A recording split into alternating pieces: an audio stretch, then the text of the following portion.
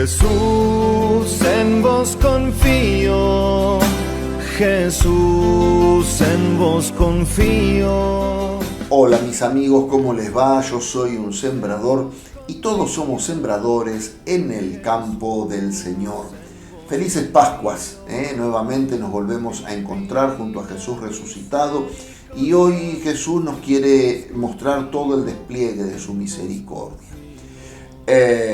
Quiero mandar un saludo muy especial a Vicente Michelón, que se ha suscrito a nuestro canal, y bueno, también invitar a todos ustedes a que se suscriban, ¿sí? Los que no se han suscrito, que se suscriban, que nos regalen un like, un dedito para arriba, que toquen la campanita para enterarse cuando el sembrador sube un nuevo video, que compartan el video y también recuerden que nos pueden encontrar en nuestra página de Facebook, Un Sembrador.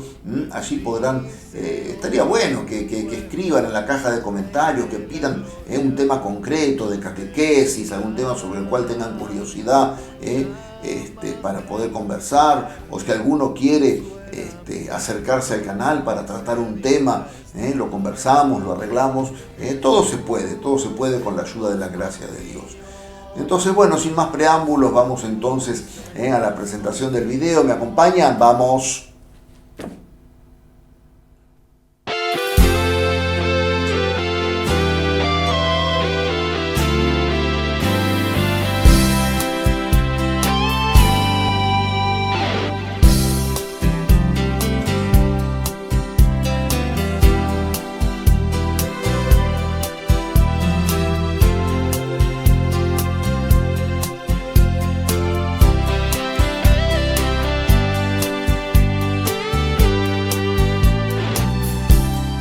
Vamos a iluminar entonces esta reflexión con la palabra de Dios en el Evangelio según San Juan, que dice así.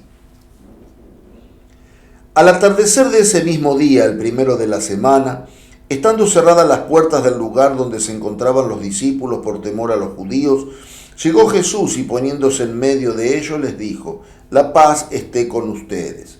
Mientras les decía esto, le mostró sus manos y su costado. Los discípulos se llenaron de alegría cuando vieron al Señor. Jesús les dijo de nuevo: «La paz esté con ustedes. Como el Padre me envió a mí, yo también los envío a ustedes». Al decirles esto, sopló sobre ellos y añadió: «Reciban el Espíritu Santo. Los pecados serán perdonados a los que ustedes se los perdonen, y serán retenidos a los que ustedes se los retengan». Tomás, uno de los 12 de sobrenombre el mellizo, no estaba con ellos cuando llegó Jesús. Los otros discípulos le dijeron: «Hemos visto al Señor». Él les respondió: «Si no veo la marca de los clavos en sus manos, si no pongo el dedo en el lugar de los clavos y la mano en su costado, no lo creeré». 8 días más tarde, estaban de nuevo los discípulos reunidos en la casa y estaban con ellos Tomás. Entonces apareció Jesús estando cerradas las puertas, se puso en medio de ellos y les dijo: «La paz esté con ustedes». Luego dijo a Tomás: «Trae aquí tu dedo. Aquí están mis manos. Acerca tu mano, métela en mi costado. En adelante no seas incrédulo, sino hombre de fe». Tomás respondió: «Señor mío y Dios mío». Jesús le dijo: «Ahora crees porque me has visto. Felices los que creen sin haber visto». Jesús realizó además muchos otros signos en presencia de sus discípulos que no se encuentran relatados en este libro. Estos han sido escritos para que ustedes crean que Jesús es el Mesías, el Hijo de Dios, y creyendo tengan vida en su nombre. Palabra del Señor, gloria a ti, Señor Jesús. La liturgia de los domingos se divide en 3 ciclos, A, B y C. Estamos transitando el ciclo C.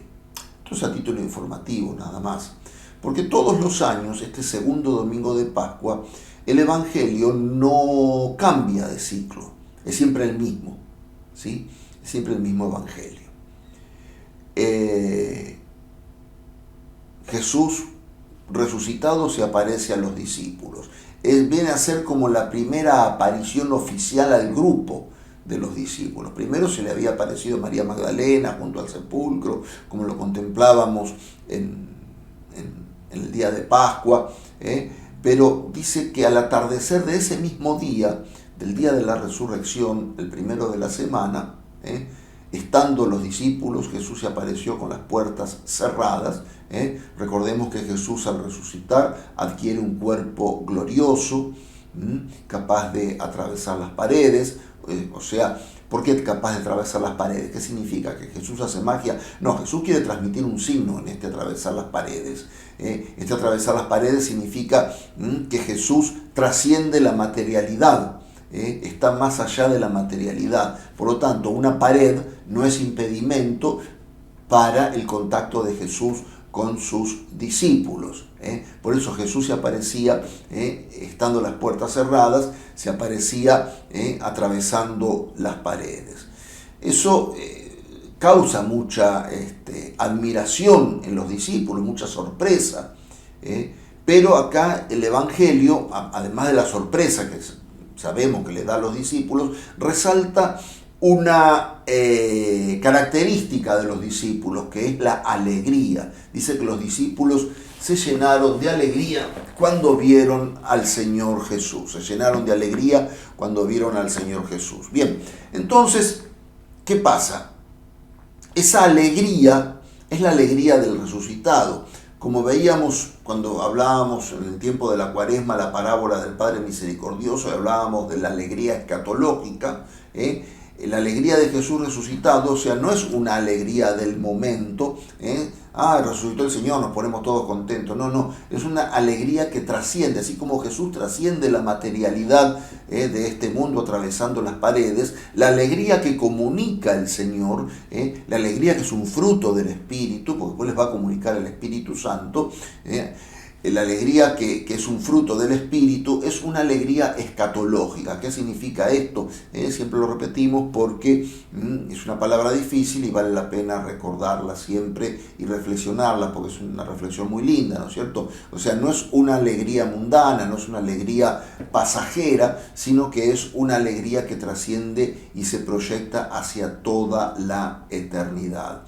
Hacia toda la eternidad. Hace un tiempo, San Juan Pablo II, no me acuerdo exactamente el año, yo soy muy malo para los años, pero bueno, no importa el año, lo que importa es el hecho. Instituyó este segundo domingo de Pascua como la fiesta de la Divina Misericordia. ¿Por qué esto? ¿Sí? Porque cuando Jesús se aparece a los discípulos, y les dice reciban el Espíritu Santo, les comunica el poder de perdonar los pecados. Vamos a analizar un poco el contexto situacional en el cual se realiza esta aparición. Es el mismo día que Jesús resucitó por la tarde. Recordemos que las primeras apariciones, los primeros acontecimientos de la resurrección se dieron por la mañana. Acuérdense que las mujeres fueron al sepulcro de madrugada, dice, cuando todavía estaba oscuro, cuando todavía no había amanecido.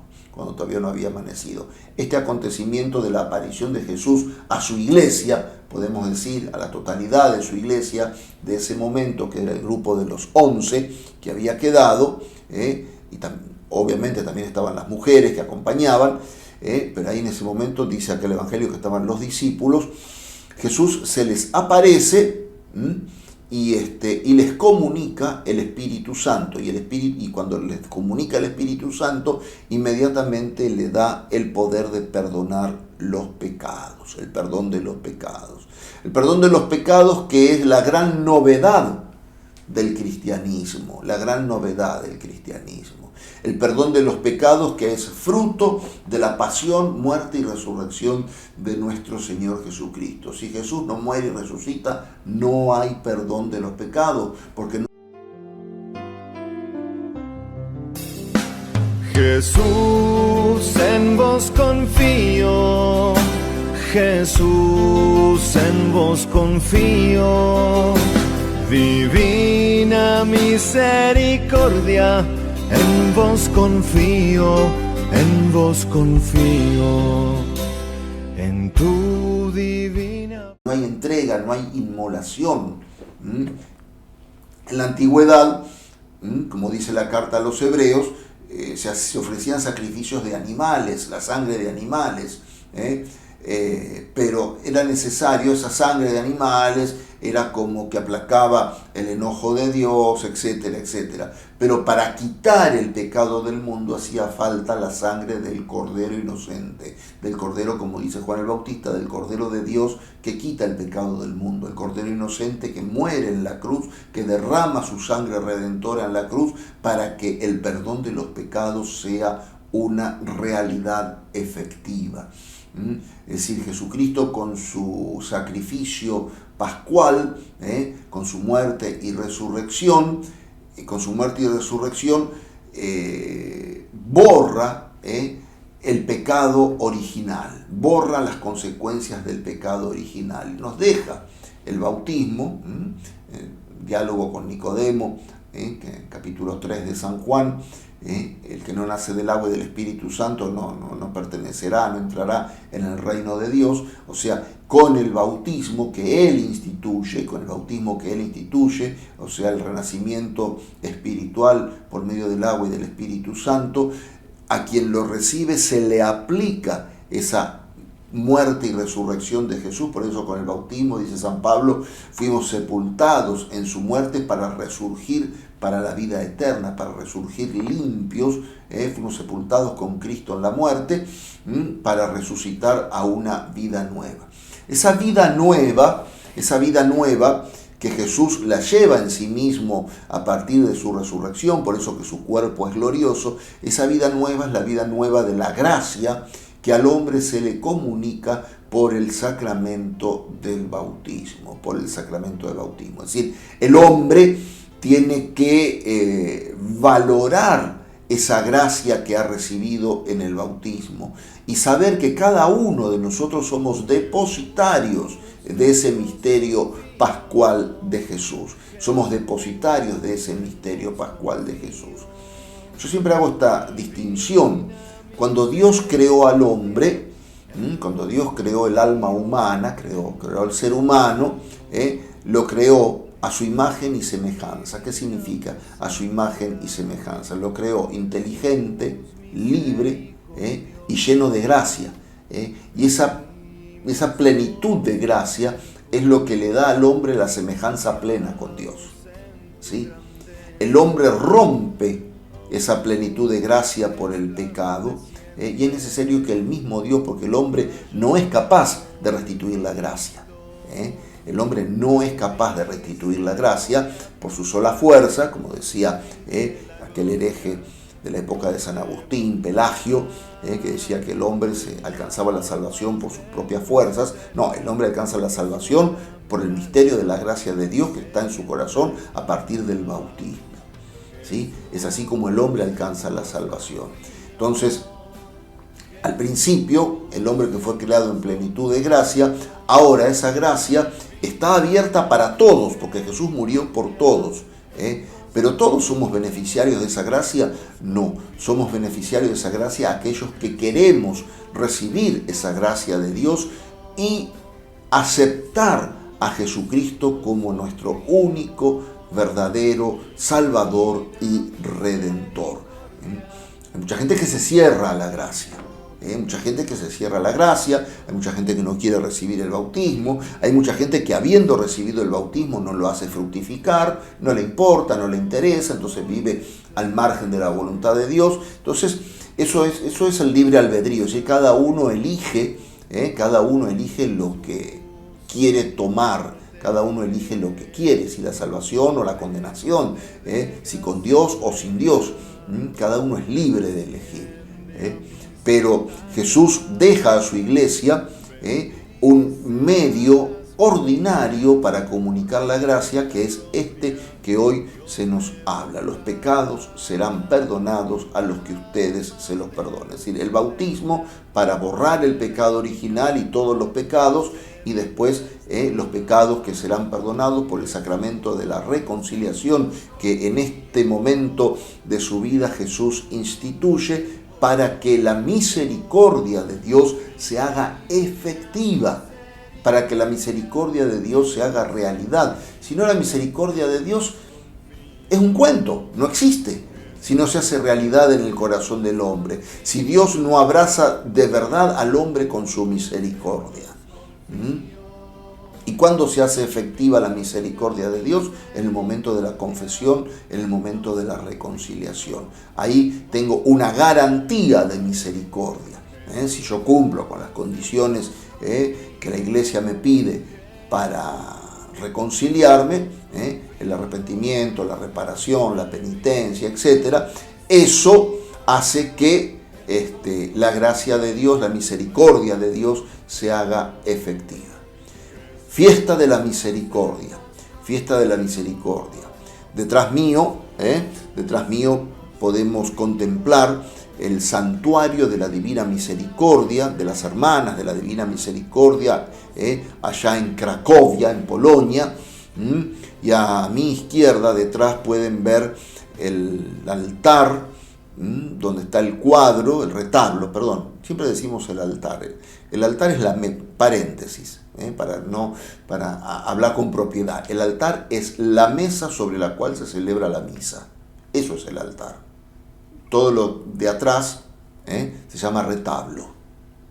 Hablemos con propiedad. Bien, seguimos. En el retablo izquierdo ustedes pueden contemplar allí la imagen del cuadro que Jesús, en aquella aparición que conocemos ya, a Santa Faustina le mandó pintar. Le mandó pintar ese cuadro donde aparece el corazón abierto, por eso que también tenemos el episodio de Tomás, donde Jesús se le muestra con el costado abierto, de ese costado abierto que fluye sangre y agua, que son símbolo del bautismo y de la Eucaristía, del bautismo y de la Eucaristía. Y habría mucho para comentar acerca de esta fiesta de la misericordia y de los diálogos, de esa revelación privada que es tan sanadora para el corazón del hombre, que fue aprobada y elegida por San Juan Pablo II, donde Jesús le dice a Santa Faustina, y esto que nos quede bien grabado, donde Jesús le dice a Santa Faustina que ningún pecado está libre de ahogarse en el mar de la misericordia. Es decir, lo voy a decir de otra forma. Todo pecado se ahoga en el mar de la misericordia. La misericordia de Dios alcanza a todo hombre y alcanza a todo pecado y a todo pecador. Dios es esencialmente misericordioso. Es esencialmente misericordioso. Así como es todopoderoso, todo lo puede, como es omnipotente, omnipresente, que está presente en todos lados, es omnisciente, todo lo sabe, son los atributos de Dios. El atributo que digamos que vincula a Dios con el hombre, el atributo por excelencia que vincula a Dios con el hombre es el atributo de la misericordia. San Juan dice, Dios es amor, y con toda tranquilidad podemos decir, Dios es misericordia que se derrama sobre toda la humanidad. Una humanidad que sabemos que está controvertida, ¿no es cierto? Una humanidad que está muy materializada, muy secularizada, pero, a ver, si bien la situación actual es difícil, es complicada a nivel espiritual, tanto para la Iglesia como para toda la vida cristiana, no es la situación actual del aquí y ahora. Siempre el Señor tuvo sus contrincantes, digamos, siempre tuvo, la Iglesia de Dios siempre tuvo sus enemigos, el demonio como león rugiente siempre ronda buscando a quien devorar. Entonces, una de las cosas, y esto lo señala el cardenal Casper en su libro La Misericordia, una de las cosas a las cuales el hombre de los tiempos modernos tiene que volver es a confiar en la misericordia de Dios, a confiar en la misericordia de Dios. Dice el cardenal Casper que la misericordia tiene que dejar de ser un tema de sacristías y de templos, Porque ustedes ven el templo que yo tengo a mis espaldas, y es muy fácil y muy lindo desde ese púlpito, desde ese ambón, púlpito, estudiante del concilio, desde ese ambón predicar la misericordia de Dios. Es lindo predicar la misericordia de Dios. Es fácil para un sacerdote predicar la misericordia de Dios desde ahí arriba, pero es difícil hacer bajar de ahí la misericordia de Dios. Y eso es lo que tenemos todos que hacer. Yo como sacerdote, ustedes como laicos, los obispos, el Papa, sacar de la iglesia, sacar de adentro del templo, sacar de los ambones y de la sacristía el tema de la misericordia y llevarlo al mundo con hechos concretos, con acciones que trasunten la misericordia de Dios, que trasunten la misericordia de Dios. El confesor, el sacerdote que confiesa a un fiel tiene que tratarlo con misericordia. A veces hay que ser enérgico para hacer entender o para... enérgico dije, no violento. A veces hay que sacudir un poco, decirle, mirá, tenés que entender que no pasa por este lado, abrí tu corazón. A veces hay que ser un poco enfático, digamos. Pero siempre misericordioso, siempre misericordioso. Siempre misericordioso. La teología católica nos dice siempre que los sacramentos, cada vez que se está dando un sacramento, el sacerdote que administra el sacramento está actuando en la persona de Jesucristo. Y eso se predica y se tiene que creer para vivir el sacramento. Ahora hablamos concretamente de la reconciliación. El sacerdote, cuando celebra la Eucaristía sobre el altar, está obrando en la persona de Jesucristo, no en nombre propio. Entonces, ¿qué es lo que pasa? El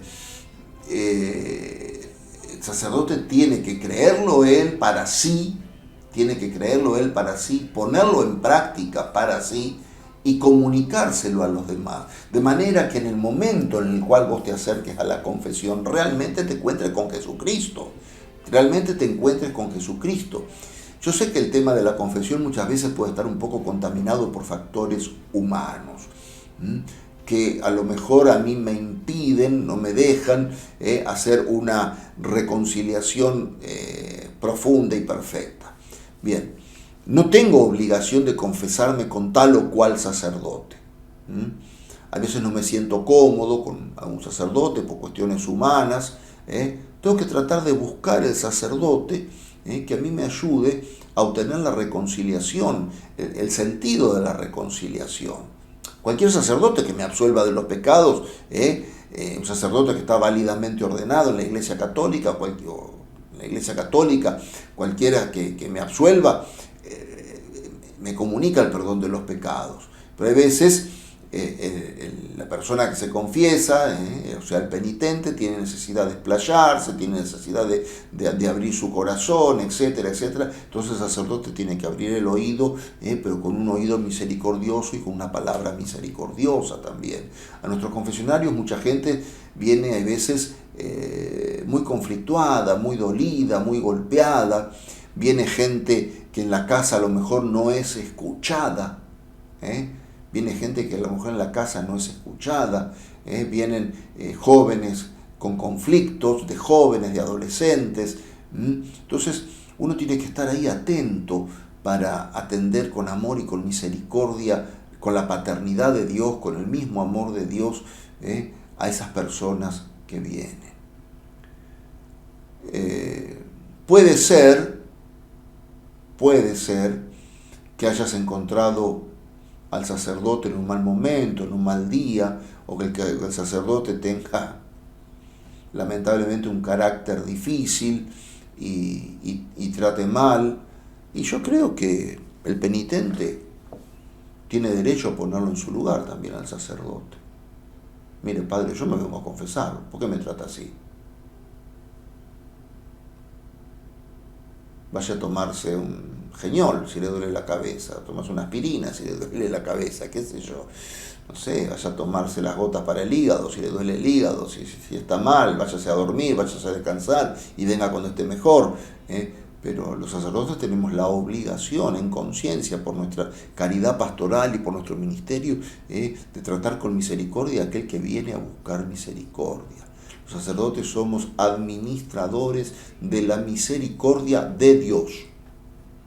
El dueño de la misericordia es Dios, y los sacerdotes somos nada más que simples administradores. Somos simples administradores. Estamos para absolver. Cuando se dan las condiciones para absolver, ustedes me pueden decir, ¿hay condiciones para no absolver los pecados? Sí, acá Jesús lo dice bien clarito en el Evangelio. Los pecados serán perdonados a los que ustedes se los perdonen y les serán retenidos a los que ustedes se los retengan. Por lo tanto, hay veces cuando no se dan las condiciones, ¿sí? Padre, me vengo a confesar, pero no estoy arrepentido, ¿no? Por ejemplo, para decir un ejemplo así muy amplio, ¿no es cierto? No estoy arrepentido del pecado que he cometido y no estoy dispuesto a... Entonces, ¿para qué te venís a confesar? No te puedo absolver en esas condiciones. No te puedo absolver en esas condiciones. La condición para que recibir la absolución y la misericordia de Dios es estar dispuesto a no volver a hacerlo. Como Jesús, como el último domingo de Cuaresma contemplábamos el Evangelio de la mujer adúltera. Esa mujer se encuentra con la misericordia, recibe la misericordia, pero no peques más, no lo hagas más. Vete y no peques más. Vete y no peques más. Otro acontecimiento, el Evangelio da para muchísimo. Otro acontecimiento que quiero reflexionar con ustedes es el acontecimiento de Tomás.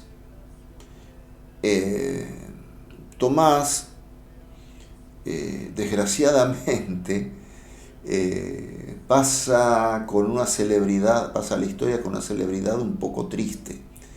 Cuando se refiere a Tomás el apóstol, yo nunca digo el incrédulo, yo te digo Tomás apóstol.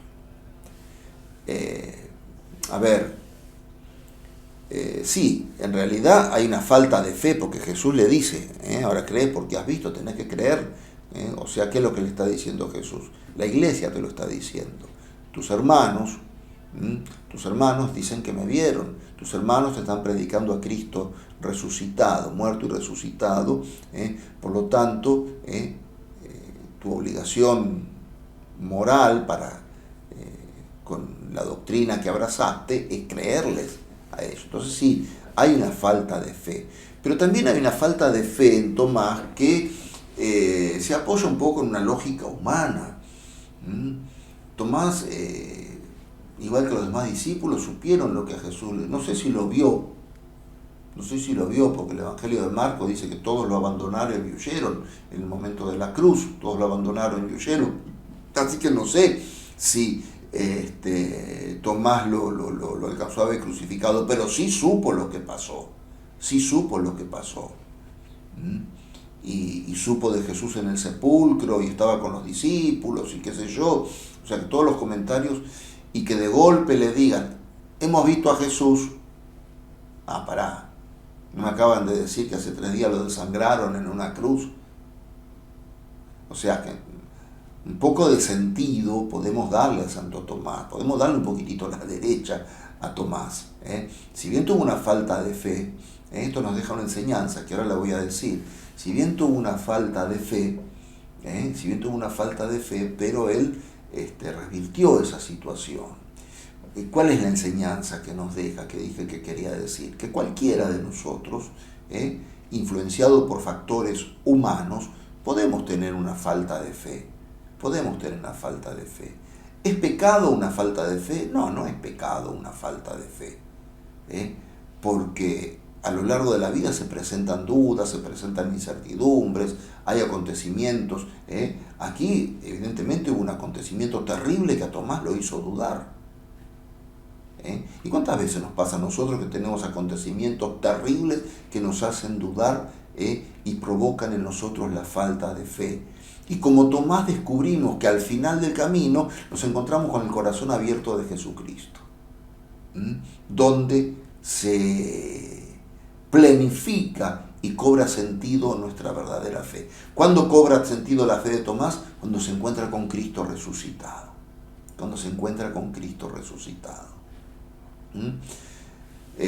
Siempre que nos refiramos a Santo Tomás, porque hay dos Tomás, dos Santo Tomás muy famosos en la historia de la Iglesia. Uno es el apóstol, y el otro es Santo Tomás de Aquino, aquel doctor de la Iglesia del año 1225, que escribió todo un tratado de filosofía y teología basado en la filosofía realista de Aristóteles, etc. Pero cuando nos referimos a Santo Tomás el apóstol, no le digamos más el incrédulo. Mucha gente le dice Tomás el incrédulo. No era incrédulo. Tuvo una falta de fe, como cualquiera de nosotros la puede tener. Y esa falta de fe que después se aclara en el encuentro con Cristo resucitado. Por eso que esta Pascua que estamos viviendo, nos invita a esto, a aumentar nuestra fe yendo al encuentro de Cristo resucitado. Vayamos este domingo a nuestros templos, como Tomás, a tocar el costado del Señor. Vayamos a tocar el costado del Señor, donde vamos a encontrar una fuente de gracia y de fe abundante para todos nosotros. Queridos hermanos, que se derrame abundantemente la misericordia sobre todos nosotros. Que esa misericordia se haga realidad. Para creer en la misericordia hay que aceptarse como pecador. Si yo no me acepto como pecador, nunca voy a poder creer en la misericordia. Si yo no me acepto como pecador, si yo no me acepto como pequeño delante de Dios, si yo no me acepto como pobre y necesitado delante de Dios, nunca voy a poder creer en la misericordia. Y ese es el problema del secularismo. El secularismo no cree en la misericordia porque no cree en el pecado. Hoy día la gente te dice, yo no tengo pecados. Yo hago lo que me dice mi corazón, ¿no? Ahora estamos ahí, ¿no? Lo que te diga tu corazón, Y no siempre el corazón, a veces el corazón anda mal. Entonces no siempre lo que te dice tu corazón es lo que tenés que hacer. No siempre lo que te dice tu corazón es lo que tenés que hacer. A veces tu corazón te dice cosas que no están en consonancia con la voluntad de Dios. Y es ahí donde está el pecado. Entonces ahí donde tengo que encontrar y redescubrir el valor de la misericordia.